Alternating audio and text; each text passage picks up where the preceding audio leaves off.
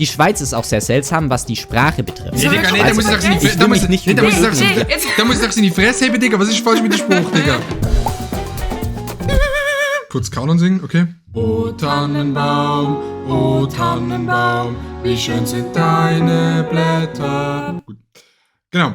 Freunde, herzlich willkommen zurück auf dem besten Zweikanal von Deutschland, Österreich und der Schweiz. Ich bin Adrian Vogt. Ich bin Hanna. Wir reagieren heute auf ein Video mit dem Namen Die Schweiz ist ein komisches Land. Da geht es wahrscheinlich darum, wieso die Schweiz ein komisches Land ist. Würdest du sagen, die Schweiz ist ein komisches Land? Die Schweiz ist ein sehr komisches Land, weil ihr habt halt einmal normale Steckdosen. Und das ist erst der Anfang. Sag mal komisches Land. Komisches Land. Okay, gut. Wir gehen rein ins Video. Ich bin sehr gespannt. Ja. Der Esel macht IA. IA. Ist euch mal aufgefallen, was für ein seltsames Land die Schweiz ist? Ich meine, Ja. die Schweiz ist irgendwie anders als alle anderen Länder in Europa. Das fängt schon mit der Okay, Location komm, an. bevor das Video... Das fängt schon mit der Location an. Die ist anders als bei den anderen Ländern in Europa. Ja, bei jedem Land ist die Location anders als bei einem Land. Das stimmt. Aber bevor das Video kommt, was willst du sagen? Wieso ist die Schweiz ein komisches Land? Die Schweiz ist ein komisches Land, weil sie erstens einmal eine andere Währung hat. Jedes normale Land hat Euro. Und die Schweiz ist so, nee, wir nehmen unseren Schilling oder Groschen. Schilling, das war in Österreich, aber alles easy. Dieser ganze Bereich, das sind alles die Alpen. Das sind alles Berge. Jetzt frage ich mich, welcher Geisteskranke auf die Idee kam, dort zu siedeln? Ich meine, es muss ja irgendeinen ersten Menschen gegeben haben, der sich gedacht hat, oh, eine lebensfeindliche, kalte und unwirtliche Berglandschaft mit wenigen Ressourcen und ohne Meerzugang. Was hast du zu deiner Verteidigung zu sagen? Ich find's nicht, ich weiß nicht, wieso es komisch ist, sich in Bergen anzusiedeln. Das kannst du ja zu uns sagen, das kannst du zu Österreichern sagen, Norditalien, Kanada. Ich meine, es gibt Menschen, die leben auf Mallorca. Was Am hat's Meer. dort? Das Meer, das hat er gerade erwähnt. Muss mal zuhören. Ja.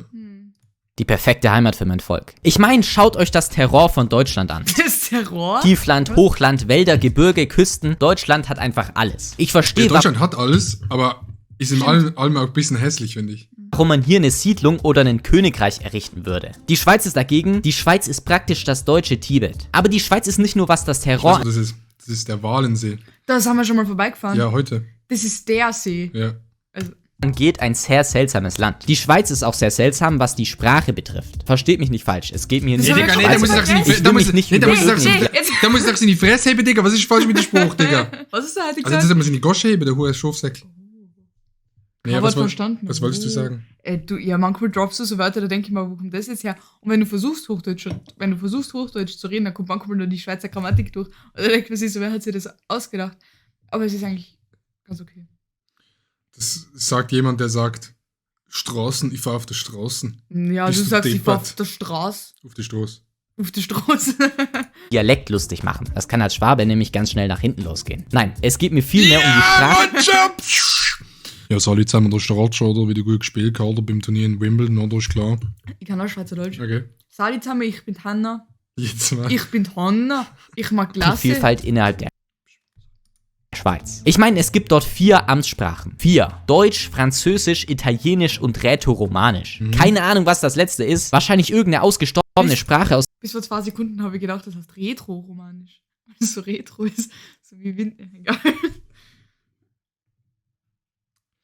Weiter geht's. der Bronzezeit. Aber Digga, wie ist das möglich? Wie kann dieses Land überhaupt eine Einheit bilden? Ich meine, was hält die zusammen? Und welche Sprache spricht dann eigentlich das Staatsoberhaupt? Warte mal, welches Staatsoberhaupt? Welches Staatsoberhaupt? Leute, da sind wir schon beim 3. Punkt angelangt. Es gibt kein Staatsoberhaupt in der Schweiz. Es Unter anderem Ala Berse. Es gibt 7 Staatsoberhäupte. Das nennt sich, an alle Deutschen, das nennt sich Demokratie. Direkte Demokratie. gibt da keinen Olaf Scholz. Es gibt da auch keinen Saddam Hussein. Es gibt da einfach niemanden. Versteht ihr, das ist direkte Demokratie. Da wird also eine Ja-Nein-Frage an das Volk gestellt und die stimmen dann ab, indem sie, ich weiß nicht... Aber was ist daran komisch? Das ist, also mir ist aufgefallen, in der Schweiz gibt es viel mehr Abstimmungen als Ja, bei alle uns. 3 Monate gibt es große Abstimmungen, schweizweit. Aber dann gibt es ja nur die im Dorf. Da wird zum Beispiel abgestimmt, mit dem ganzen Dorf werden wir diesen Fußballplatz jetzt erweitern oder nicht. Also das ist gefühlt jede Woche eine Abstimmung, die du machen kannst. Ja. Schon krass, aber finde ich ja cool, wenn man sich so einbringt. ihre Hand heben, wie im alten Athen. Ja gut, die haben vielleicht hier und da... Ignazio Cassis! Italienischer Bundesrat. Ja, der war bei Zelensky in der Ukraine. schon einen Volksvertreter. Also die haben zum Beispiel einen Bundespräsidenten. Aber das ist jetzt nicht so ein Amt wie zum Beispiel der Bundeskanzler bei uns. Der hat nicht besonders viel Macht. Der bestimmt vielleicht, welche Farben die Gardinen im Parlament haben sollen, aber das war's dann auch schon. Und der ist vielleicht ein Jahr im Amt, dann gibt's Wiederwahlen. Also da brauchst du nicht mal... Der ist immer ein Jahr im Amt und dann kommt der nächste. Muss dann der nächste kommen oder muss der nächste kommen? Nee, der darf nicht länger. Maximal ein Jahr? Aber der ist nur Bundesratspräsident, der hat so ein bisschen repräsentative Rollen. Okay. Büro einrichten. Und ich glaube, es sind ja 7 Leute, wenn die abstimmen und 3 gegen 3 ist, dann kann er die letzte Stimme geben. Ah, okay. Ich finde die Schweizer Politik allgemein sehr verwirrend. Ich meine, ich weiß nicht, ob ihr es wusstet, aber es gibt in der Schweiz ein Gesetz, das jedem Bürger erlaubt, eine Schusswaffe zu besitzen. Und zwar ab 18 Jahren, ohne Waffenschein. Ja, aber weißt du, wie viele Leute in der Schweiz sterben ab Waffen? Sag nichts Falsches, sonst ist es jemand mehr. 2? Ich weiß es auch nicht, aber nicht viele. Was? Das habe ich gar nicht gewusst. Doch, aber ich weiß nicht, ob es falsch ist, aber ich glaube, in der Schweiz gibt es pro Kopf mehr Waffen als in den USA. Also pro Mensch. Echt jetzt? Aber wie ist das? Was? Echt? Also haben viele Leute Waffen zu Hause? Ist das Ja, so? die meisten, die Militär machen, haben eine Waffe zu Hause. Ach so, okay, aber so So ein Ding. Ja, so ein großes. standardmäßig? Ja, jetzt glaube ich auch nicht mehr so viel wie früher, aber es ist erlaubt. Ah, krass. In der gesamten Schweiz befinden sich derzeit 2,5 Millionen Waffen im Privatbesitz. Das hört sich jeder Dritte. Oh mein Gott. yes, baby.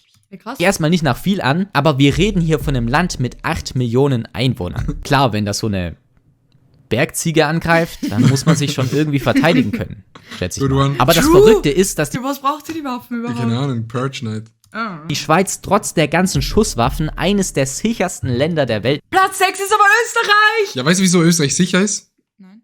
Oder? Ich auch nicht.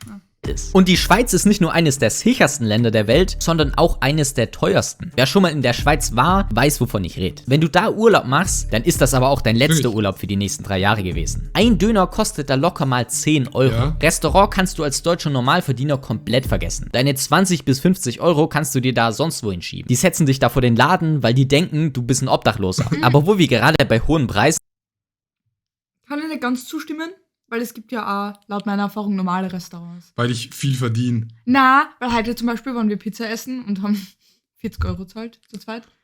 Das ist schon nicht wenig, aber es ist, Ja, es geht. ja, also es muss jetzt so teuer sein. sind, seid ihr es auch leid. So Studenten von Deutschland hören zu und denken sich so, Digga, ich kann mein Spotify nicht bezahlen. Aber es ist ja Digga, gleich- fick dich! In verdien Geld Österreich, nicht. in Deutschland ist es ja 40 Euro gefühlt so für Abendessen zu zweit. Stimmt. Übertriebene Preise für Energy Drinks zu zahlen, dann kann euch vielleicht Holy, der Sponsor des heutigen Videos, weiterhelfen. Grüße gehen raus und holy shit. Aber okay, wir haben jetzt einiges angesprochen. Schön. Lasst Welche uns Stadt ist das? Das war. Geh nochmal zurück. Bern. Zürich. Wir waren genau hier heute.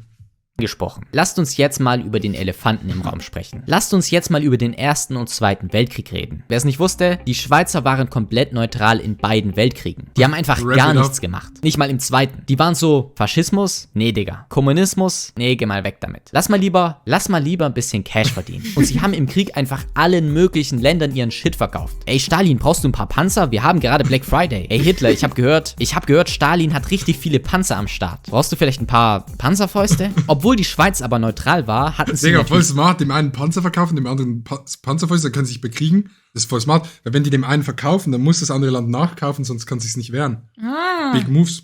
Angst, von den Nazis eingenommen zu werden. Ich meine, die anderen europäischen Länder waren vor dem Krieg auch noch ziemlich neutral und das hat auch nicht geholfen. Also hat die Schweiz damit angefangen, ihr Land in eine fucking Clash of Clans Base zu verwandeln. Die haben Festungen und Bunker gebaut wie die Verrückten. Die haben alles zugemacht. Und sie haben an ihren Brücken Sprengstoff platziert, Ja. den sie in der Not entzündet hätten. Da wären keine Nazis durchgekommen, keine Italiener, nicht mal Hannibal hätte es da durchgeschafft. Dann ist es ja gar nicht so schlecht, in den Bergen zu wohnen. Das ist ein Vorteil. Vielleicht war das der Plan vom ersten Menschen, der da hingezogen ist.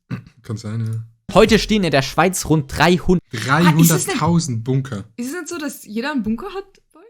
Ja, also du musst, wenn du ein Haus baust, musst du einen Bunker mitbauen, das stimmt. Aber es gibt auch theoretisch für jeden Menschen einen Bunker. Aber ich glaube, hier geht es um Bunker, militärische Bunker, also, weißt du, wie ich meine? Ah, nee, es sind auch normale Bunker. Aber ja, 100.000 Bunker. Soldaten sind da drin keine mehr stationiert, aber für Touristen könnten die vielleicht noch ganz interessant sein. Ich zumindest werde in der Schweiz sicher kein Hotelzimmer buchen. Aber Leute, das war's mit dem Video. Schreibt mir in die Kommentare, ob ihr schon mal in der Schweiz wart. Wir sehen uns beim nächsten Mal wieder. Bis dahin. Ciao. Ey, ich muss jetzt mein Statement zur Schweiz abgeben. Ich war ja früher nie in der Schweiz und jetzt voll oft und ich muss sagen, es ist sehr geil und man hat es nicht so am Schirm eigentlich. Und ich hab's nie am Schirm gehabt. Was ist mein Fazit? Ja, weiß auch nicht. Ich fand es ein cooles Video.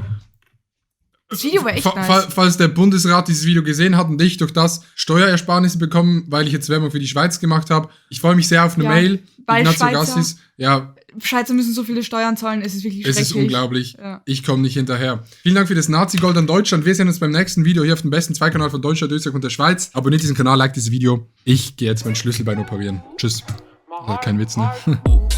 My heart just got stuck between